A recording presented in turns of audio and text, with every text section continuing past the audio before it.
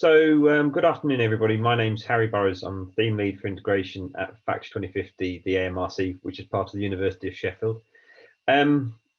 What's Theme Lead for Integration? Really, I look after all the industrial control engineers and electrical engineers in the department.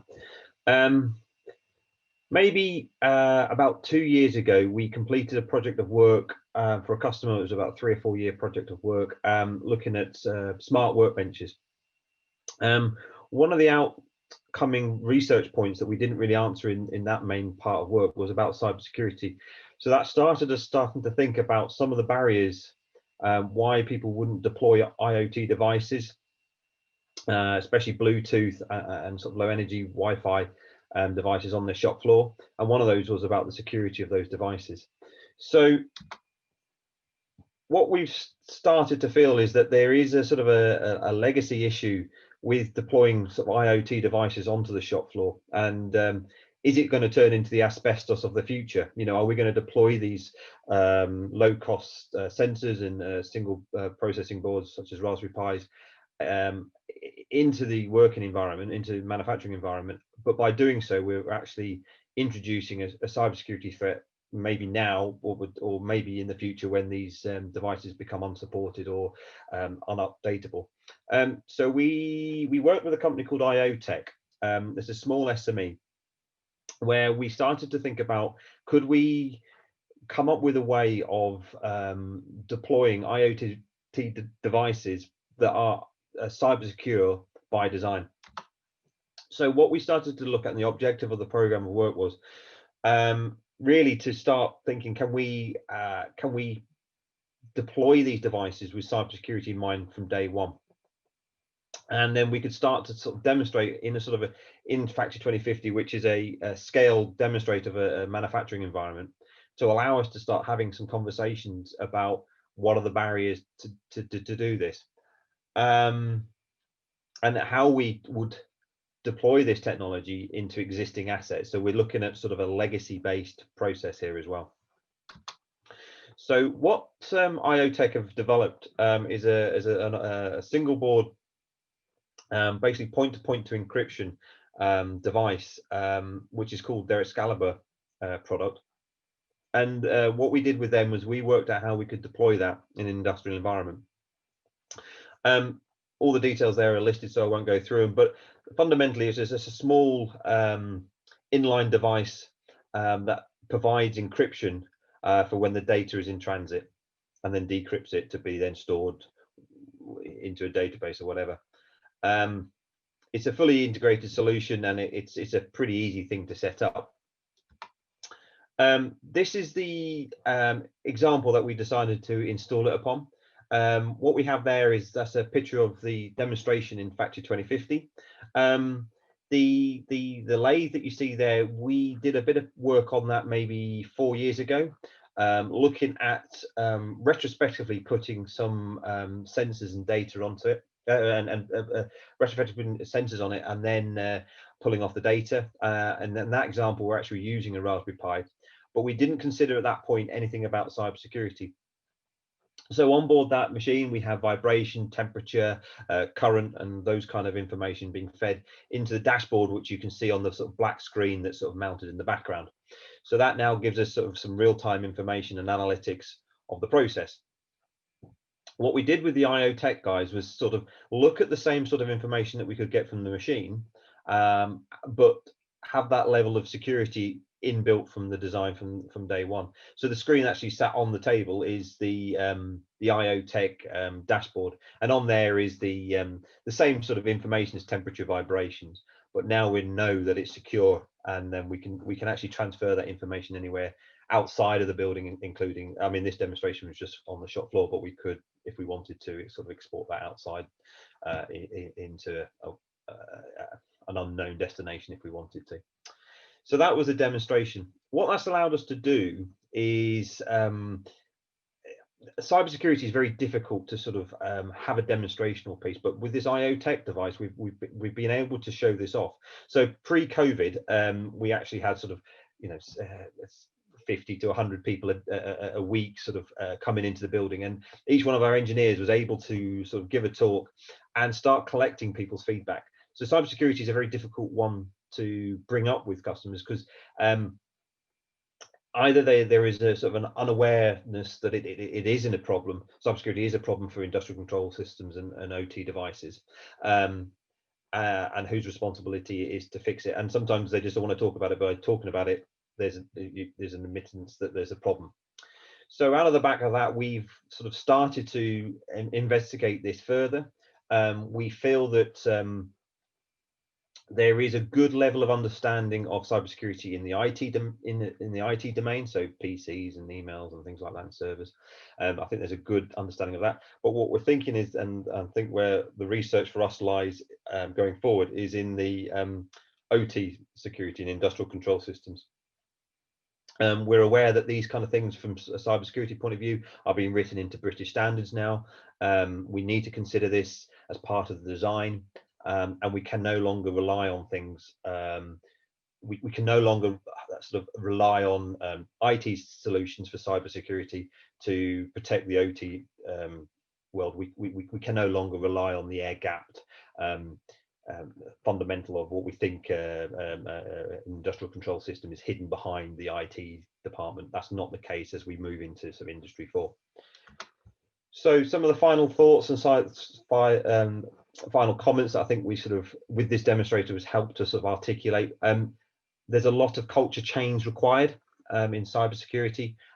We need to start getting sort of industrial control systems engineers, IoT systems engineers, to start taking ownership of their own cybersecurity. We can't rely on the IT infrastructure to protect us anymore, especially as we're now putting sort of IP addresses on the edge and things like that. We need to be more aware that we are now creating vulnerabilities by this connectivity.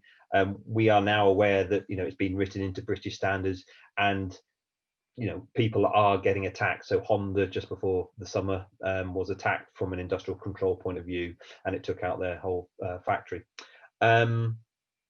We need more case studies. I think we need to have more examples of this. We need to sort of be able to talk around it, and also we need to start developing the idea of return on investment calculations. It's very, very difficult to convince people to spend money on cybersecurity when they don't really know how bad or how much of an effect a cyber attack would have on their business. And also we need to start thinking about how enterprise systems can incorporate this technology. So how do we join up the OT world and the IT world, and how do we fill in that sort of, who's responsible for that missing gap in between, and how do we make it seamless as well? That's me in about 8-9 minutes, I think it was. So any questions, or do you want to move on? No, there are lots of questions. There's David Miller has a question for you. David, do you want to ask it yourself? Yeah, so with any sort of cybersecurity platform that people claim is unhackable, secure, or whatever, they tend to rely on the core theories, saying that because we use this method, it is therefore secure. Have you done any practical white hat hacking exercises to actually test it? No, so that is one of the things that we've been asked to do. So we were meant to be doing it this year, so we were meant to be putting on a sort of an ethical hack with people like IBM, and they were going to support us in doing this, and we were going to sort of put this into a testbed environment. You're absolutely right. There's a lot of claims being made, but how secure it is, it basically with hackers, it's the path of least resistance. If you put up a little bit of a defense, they might go somewhere else and annoy somebody else. But nothing's, you know, ultimately there's always a chink in the armor and people get in. But the more of a defense you put up, I think most companies think that a cybersecurity attack is more of a when, not an if. And I know the universities are thinking in that way as well. So obviously the universities have big labs, and cybersecurity are an issue in these labs as well. So it's just how you respond to it. I think that's possibly where our research is leading us. Does that answer the question? Yeah, I knew it wasn't going to be an all singing, all dancing cybersecurity system. I was just curious about if there are any practical tests. That's all. Wait till quantum comes along and then we're all snookered. Yeah, definitely. Yeah. Thank you. We've got a question from Jonathan from Green Custard. Jonathan, do you want to ask Harry?